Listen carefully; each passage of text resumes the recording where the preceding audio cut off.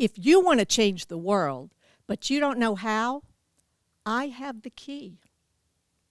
It's just one little question, but it's the most powerful question in the world. In fact, this question changed my life, and I know it can change yours.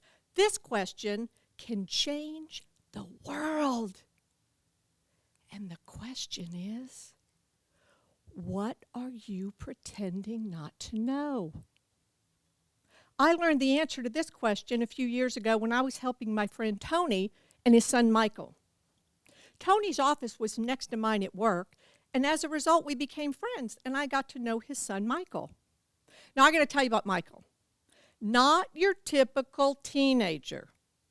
When Michael was just 15 years old, he met a homeless kid and convinced his dad to let him move that homeless kid into their house.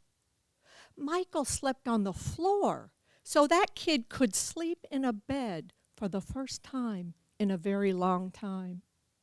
Michael shared everything he owned with this kid until he got back on his feet. What kid does that at 15 years old? When Michael went to college, he really excelled. He was so smart that in his first year of college, he tutored fourth-year chemistry students. He loved science. He loved it so much that he created a science experiment that blind children could conduct. And then he enrolled his professors and his fellow students to help him as he brought a group of blind students to the university to conduct the experiment. And that was in his freshman year. Now, I don't know about you, but I'm pretty sure my son didn't even go to class that first year. I think he spent it partying, but not Michael. Once I heard Michael calling his dad to say, "Hey, Dad, there's a party this Friday night on campus. Can I go?" A kid in college calling his parents to ask permission? Michael was the whole package. A brilliant student, a loyal friend, and an obedient son. And then another phone call came. Michael is dead. Hit by a car 600 miles from home on a college field trip. My friend Tony was too devastated, too grieving to even think about the details to get Michael's body home or plan a funeral. So I jumped into action to help my friend. First things first, call the hospital. Got to get his body home 600 miles away. They said Michael's body wouldn't be released until testing was done. Testing for drugs, testing for alcohol. I'm telling you what, a kid who calls his dad to ask permission to go to a party doesn't do drugs, and I know Michael doesn't drink alcohol. Next, I called the police department for a copy of the police report. Had the person that killed Michael been speeding or drinking or talking on their phone? The police said they asked the woman who killed Michael, and she said she hadn't been drinking or speeding or talking on the phone, and they had no reason to doubt her. My friend Tony gave me his Airbnb user ID and password so that I could go on and get accommodations for all of the grieving family and friends that were coming in for the funeral.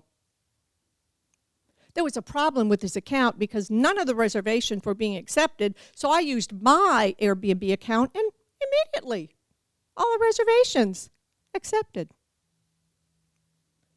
What's going on? I thought about it, and then it hit me. My friend Tony is black. His son Michael is black. I'd been pretending not to know that I'm a blonde-haired, blue-eyed, pale-skinned beneficiary of a system controlled by people that look like me. I'd lived a life of white privilege while my friend couldn't get accommodations for his grieving family coming to town.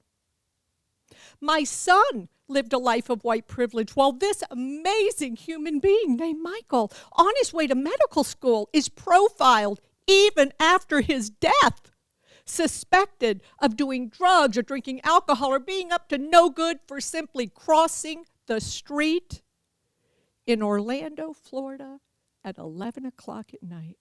The white woman that killed Michael wasn't tested for drugs or alcohol. She wasn't even suspected of speeding, even though she had a long history of speeding tickets. The accident was never even investigated. The more I thought about this, the angrier I became. This is discrimination.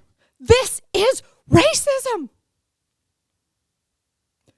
I took comfort, though, in the fact that I am not a racist. I have never discriminated against anyone in my entire life. In fact, in my long career in corporate America, I hired many amazing black people. She never had a black boss.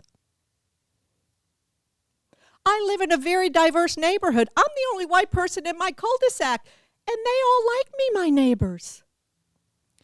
I bet she's never invited him into her home. Hey, I have never told a racial jerk or used a racial slur in my life. But did she turn the other way when she heard other people doing that? I'd been pretending not to know that I was the problem. I remained silent when I saw racism in my family because I didn't want to miss out on a big, fat, juicy inheritance. I remained silent when I saw racism at work. I didn't want to be passed up for a promotion. I blamed it on a broken system. But guess what? The system is working exactly the way it was designed to. In exchange for my silence, I don't have to worry about anything. I don't worry about someone wanting to hurt my son. I don't worry about being watched if I go shopping. I don't worry about missing a promotion at work, and I don't worry about being shot if I am stopped by the police. I'd been pretending not to know that my silence benefited me at the expense of others. And at that moment, I started to speak out, and I have never stopped. I speak about racism. I speak about the real meaning of equity through reparations. I speak about mass incarceration in the United States and how current profit-based, privatized prison systems in the United States look a lot like a new form of slavery. I created a program called Whites Walking Willing. Its purpose is threefold. First, to take a deep dive into the racially problematic history of this country. Second, to neutralize the discomfort that white people sometimes feel when they're being honest in conversations about race.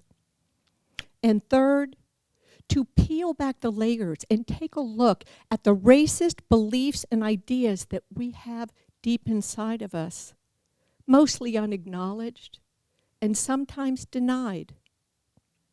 I believe if you are socialized as white in the United States, and even if you're not, there are seeds of racist ideology planted in all of us as we've grown up. Now, I don't feel bad about this. I don't feel guilty about this. It wasn't my fault that in the 90s, watching the 6 o'clock news, the guy started referring to young black males as super predators, as black moms who had to have some help from the government as welfare queens, and the neighborhoods that were primarily black as urban jungles. It's no wonder that in my career, I hired a bunch of amazing black people. I never hired a black man.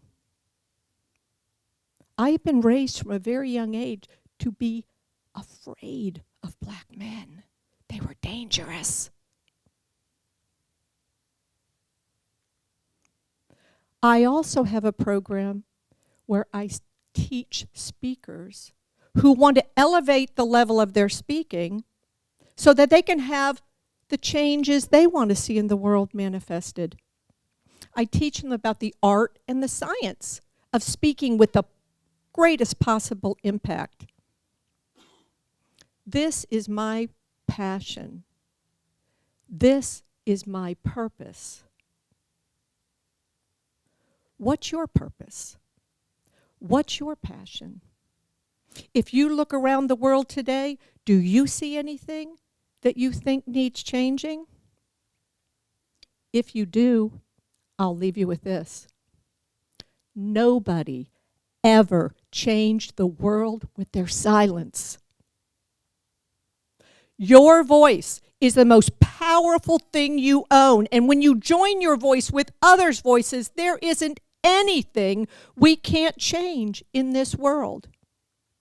Commit right here to using your powerful voice to change the world in the way that you think it needs to be changed. All it takes is learning your truth. And all that takes is one little question. So go ahead, ask yourself, what are you pretending not to know?